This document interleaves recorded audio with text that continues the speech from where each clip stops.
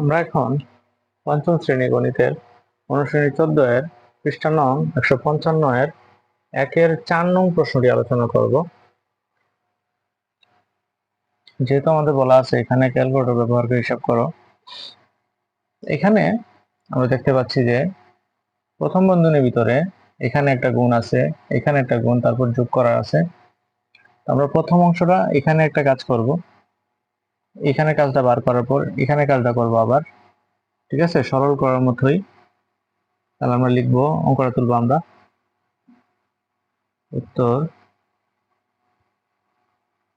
2.35 গুণ 4.9 বিয়োগ 0.15 গুণ 6.3 যোগ 27.83 ভাগ 15 হিসাবের জন্য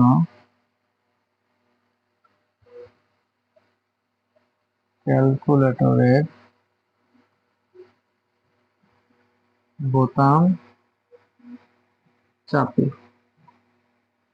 ঠিক আছে, তো আমরা এই কাজটা প্রথম করব। 2.35 গুণ 4.9। যখন এটা লেখার পর আমরা সমান বাটনে চাপ দিব, আমাদের একটা উত্তর আসবে স্ক্রিনের মধ্যে। সেই উত্তরটা কত? 11.515। তারপরে এভাবে আমরা এই অংশটা করব। 0.15 গুণ বাটন আছে, তারপর 6.3। আবার আমরা সমান বাটনে চাপ দিব। যেহেতু এই কাজটা আমরা ক্যালকুলেটরে একসাথে করতে পারবো না, তাই আমরা ছোট ছোট অংশে বিভক্ত করে কাজগুলো করতেছি। ঠিক আছে, তো এইটা লেখার পর যদি আমরা ক্যালকুলেটরে সমান বাটনে চাপ দিই, আমাদের মান কত আসবে? 0.945। এখন আমাদের এই অংশের মান বের হয়েছে, এই অংশের মানও বের হয়েছে। ঠিক আছে, এখন যদি আমরা চিন্তা করি যে যোগ বিয়োগের কাজটা আমরা একসাথে করব, সেটা করা যায়। আমরা কি লিখতে পারি তাহলে? এটা লিখবো ক্যালকুলেটরে, মানে এই মানের পরিবর্তে আমরা এই মানটা বসাবো। 1 দশমিক সরি 11 দশমিক, তাহলে 11.515 এই মানের পরিবর্তে আমরা এটা বসাইলাম। বিয়োগ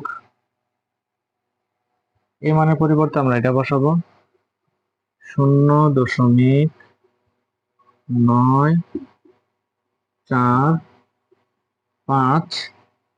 ঠিক আছে, এটা পরিবর্তে আমরা এটা বসাইলাম। যোগ 27 মানে 27.83। এটা লেখার পরে যদি আমরা সমান বাটনে চাপ দিই, তখন আমাদের একটা মান আসবে। সেটা কত আসবে?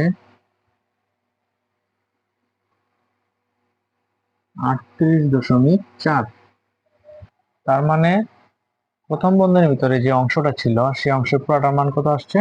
38.4। তার মানে এই অংশকে আবার 15 দিয়ে ভাগ করতে হবে। আমরা লিখবো 38.4 ভাগ 1.5 মানে 15। 15 দিয়ে যদি আমরা এটাকে আবার ভাগ দিই, তখন আমাদের সমান বাটনে চাপ দিলে আমাদের আরেকটা মান আসবে। সেটা কি আসবে? 2.56। তার মানে এই পুরো অংশের মান কত আসলো কাজ করে? 2.56। আমরা এটাই লিখবো। সুতরাং অঙ্কটা তুলবো আমরা। 2.35 গুণ 4.9 বিয়োগ 1.5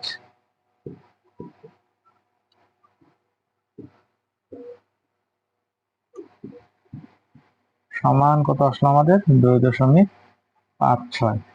এই হচ্ছে আমাদের প্রশ্ন 4-এর উত্তর। আশা করি সবাই বুঝতে পেরেছো।